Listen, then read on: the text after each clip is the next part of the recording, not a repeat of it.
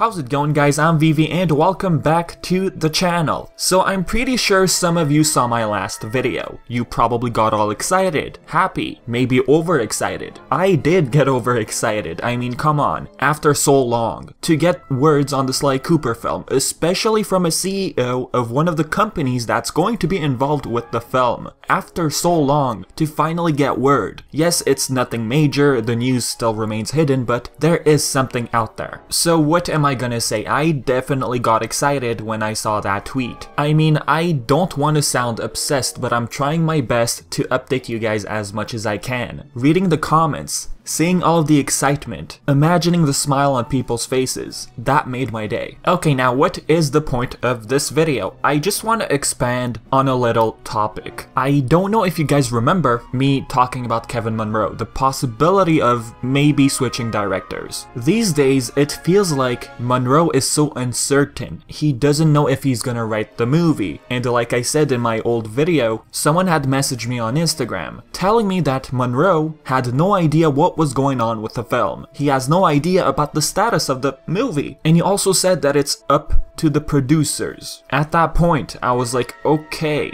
Now trust me on this one, guys. I don't know what goes on during the production development of a film. I don't know what goes on in people's minds in the company. But not contacting Munroe for so long, I don't know, something tells me maybe they're looking for a different director and writer? Yes, I know I did talk about this a few times in a couple of videos, but this time, something caught my attention and got me very curious, and to be honest, I was debating about whether or not I should even share this news with you guys. I don't even know if this is considered news, cause at first, I told myself maybe this means nothing at all, and that what's the point of talking about this if it means nothing, right? Okay, where am I going with this? Look at this picture. It has the word Sony in it, dropped by Sony. Okay, how many projects was Munroe involved in which was part of Sony's intellectual property? One thing we can think of is Ratchet Clank. The first thing that already got me kinda confused was the title. Chapter 12, We Are Motorhead. That's the name of the album of Motorhead released in 2000. What does that have to do with the message that follows? When I first saw this, I thought maybe it would be lyrics, but then seeing the word Sony, I was like, wait a minute. Anyways, let's read it. As you can probably tell, I wasn't exactly distressed at being dropped by Sony. We'd been in worse situations. Things like that don't bother me at all. You just have to keep going and everything will sort itself out. It always does. You can't run around panicking and giving up. You've got to have the strength of your convictions. You've got to know that somebody out there is going to recognize you as worthwhile and that you'll still be in the picture. If you look like you're beaten, then who's going to come forward?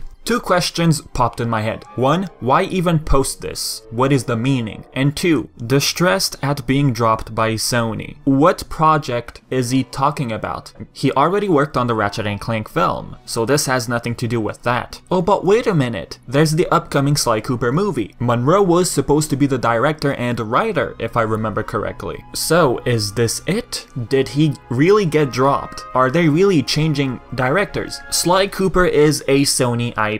So that's one thing I can think of. Pretty much he's low-key saying that I'm no longer part of the project. And I know what some of you are gonna say, dude, this is no surprise, considering what happened to Ratchet Clank. And many people seem to be blaming Kevin Munroe. Okay, that's just your opinion, but hear me out. We don't really know what happens during the production of a film. Like someone on the Amino page said, executives have the power to change the script and the characters at the last minute. If they hate something from the script, they will have it changed. And who knows how much of the script they could have changed. We don't know that. So in my opinion, I wouldn't jump to conclusions and blame the director for the movie's failure. That's just me, and you might disagree. Now Munroe, he directed and wrote the movie, but he wasn't the only one who was involved in the writing process. There was also Gary Swallow. I want to go over something. I've gone over this in the past, but I'm gonna give you guys a little summary. Still to this day, I'm wondering about TJ Fixman, who didn't want any credit at all in the Ratchet Clank film. Many of you probably had zero idea about this, so here goes. The whole thing with the Ratchet Clank film. Apparently the original script, aka the plot, it felt the same, but reimagined reimagined according to TJ Fixman. The way it unfolds, it's just different. Yes, these things are old, guys, but I just want to use these as an example. And plus, I want to go over this for new viewers who stumble upon this video. On one of his blogs, someone had asked him the following question: how much of the movie is what you worked on? In particular, is the overall plot rather different from when you departed? On April 3rd, 2016, he replied, "Hard to put a percentage on it. The premise is the same, but how it unfolds was reimagined. Biggest change is probably in the humor. Way different style than my own."